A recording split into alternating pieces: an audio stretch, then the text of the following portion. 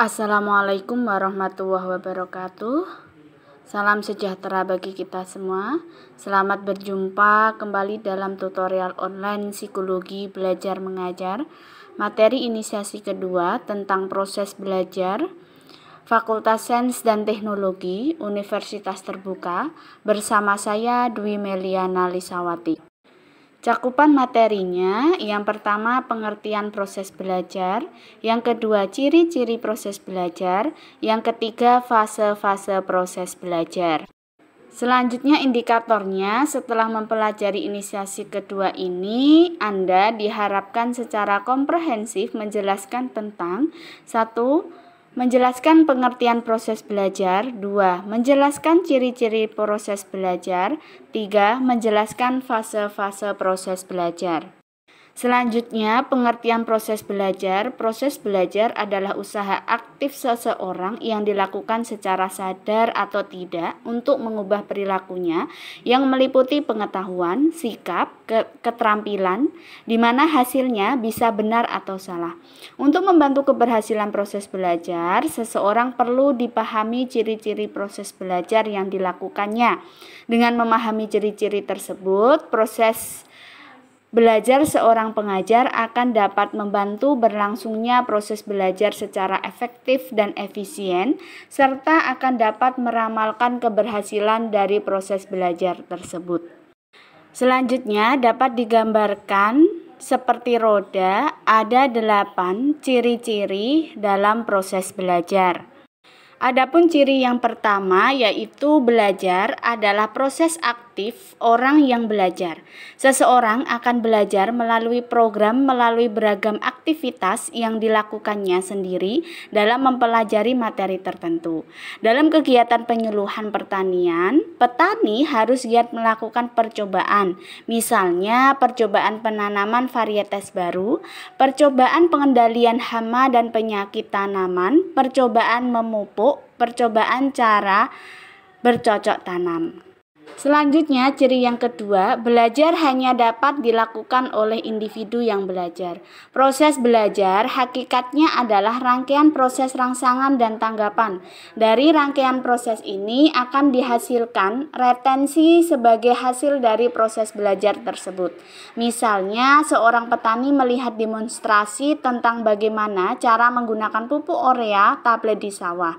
Dari adanya rangkaian proses rangsangan dan tanggapan ini, maka akhirnya akan terbentuk hasil belajar atau retensi tentang bagaimana cara menggunakan pupuk urea tablet sawah. Selanjutnya, ciri yang ketiga, kemampuan belajar setiap individu berbeda-beda. Sebenarnya tidak seorang pun yang memiliki kemampuan belajar yang persis sama dengan orang lain. Kemampuan belajar seseorang ditentukan oleh faktor biologis, fisik, dan psikologi seperti bakat, minat, tingkat kecerdasan, umur, pengalaman, tingkat pendidikan, keadaan fisik, dan keadaan psikisnya. Ciri yang keempat, belajar dipengaruhi oleh pengalaman. Proses belajar seseorang dipengaruhi oleh pengalaman, baik pengalaman yang menyenangkan maupun tidak menyenangkan. Di dalam otak manusia seolah-olah bisa digambarkan adanya pengaturan pengalaman yang dimiliki seseorang sebagai hasil belajarnya selama ini di dalam suatu tatanan keteraturan yang disebut peta kognitif. Ciri yang kelima, melalui indera. Pada dasarnya, seseorang belajar melalui indera, diantaranya indera penglihat dan indera pencium. Anda pasti ingat pepatah yang mengatakan kalau saya mendengar, saya lupa. Kalau saya mendengar dan melihat, maka saya ingat. Jadi, sangat beragam cara orang melakukan proses belajar. Golongan pertama tersebut sebagai eye-minded, golongan yang kedua dikenal sebagai ear-minded, sedangkan golongan ketiga diketahui sebagai motor-minded. Ciri yang keenam, belajar dipengaruhi oleh kebutuhan yang terasa dari para pelajar. Dalam teori motivasi disebutkan bahwa tiada satupun tindak manusia yang tidak ada kaitannya dengan kebutuhan. Artinya, semua tindakan manusia didorong oleh kebutuhan yang dirasakannya, termasuk tindakan untuk melakukan proses belajar. Semua kebutuhan yang dirasakan oleh para pelajar akan menjadi pendorong proses belajar siswa. Ciri yang ketujuh, pelajar didorong atau dihambat oleh hasil belajar. Hasil belajar yang diraih oleh pelajar dapat menjadi pendorong atau penghambat proses belajar. Dalam suatu periode pembelajaran biasanya akan ada sekian banyak tujuan pembelajaran.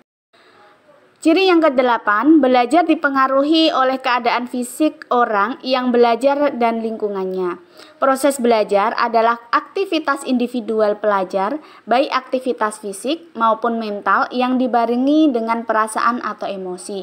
Contohnya, cacat fisik akan mempengaruhi proses belajar seseorang. Demikian pun kondisi sakit, letih, atau capek. Selanjutnya, fase-fase proses belajar. Berikut gambar faktor psikologis yang mempengaruhi proses belajar. Dari gambar tersebut dapat dijelaskan yang pertama tujuan belajar. Tujuan adalah hasil dari suatu proses dan tujuan ini akan menjadi arah kemana usaha kita lakukan. Sehingga tujuan adalah sesuatu yang ingin diwujudkan atau dicapai dari suatu tindakan yang dilakukan oleh manusia. Tujuan belajar adalah hasil yang ingin dicapai setelah seseorang melakukan proses belajar. Selanjutnya, faktor yang kedua, aspirasi atau cita-cita adalah sesuatu yang ingin diwujudkan di masa datang. Dalam kamus, website New College Dictionary dibuat oleh Merriam-Webster tahun 2006 bahwa aspirasi terkandung adanya hasrat atau desire atau dorongan yang sangat kuat untuk mewujudkan sesuatu, dan yang diwujudkan ini adalah sesuatu yang luhur atau high atau yang besar atau great. Jadi aspirasi atau cita-cita adalah sesuatu yang luhur atau besar yang ingin diwujudkan seseorang. Faktor yang ketiga, pengetahuan akan keberhasilan dan kegagalan yang dialami. Teori kompensasi menerangkan bahwa setiap orang yang gagal melakukan sesuatu akan berusaha bangkit kembali menebus kegagalannya dengan melakukan kompensasi. Bahkan bukan hanya kompensasi tetapi overkompensasi. Overkompensasi akan dilakukan seseorang apabila ia mengetahui letak kegagalannya dan tahu cara memperbaikinya. Proses belajar seseorang akan berjalan dengan lancar apabila hasil belajar baik atau buruk dapat diketahuinya dengan segera. Faktor yang keempat, pemahaman terhadap segala sesuatu yang dipelajari. Salah satu faktor psikologis yang mempengaruhi belajar adalah pemahaman tentang segala sesuatu yang dipelajari yang menyangkut semua aspek yang perlu dipahami untuk menerima kenyataan tentang kebenaran dari segala sesuatu yang dipelajari. Pemahaman adalah hasil dari proses pemikiran yang sistematis dan jelas. Faktor yang kelima, umur belajar. Umur sebenarnya bukan merupakan faktor psikologis yang mempengaruhi proses belajar seseorang. Yang dilibatkan oleh umur adalah faktor psikologis yang mempengaruhi proses belajar seseorang. Proses belajar dilakukan seseorang mulai dari lahir sampai mati. Fakta sebenarnya, rata-rata kemampuan belajar manusia akan berkembang semenjak dia dilahirkan, sampai mencapai usia tertentu, kemudian berangsur menurun, dan akhirnya akan menurun secara drastis pada usia tertentu pula. Dengan demikian, periode umur seseorang dapat digolongkan: 1. Periode kanak-kanak, 2. Periode remaja, 3. Periode dewasa.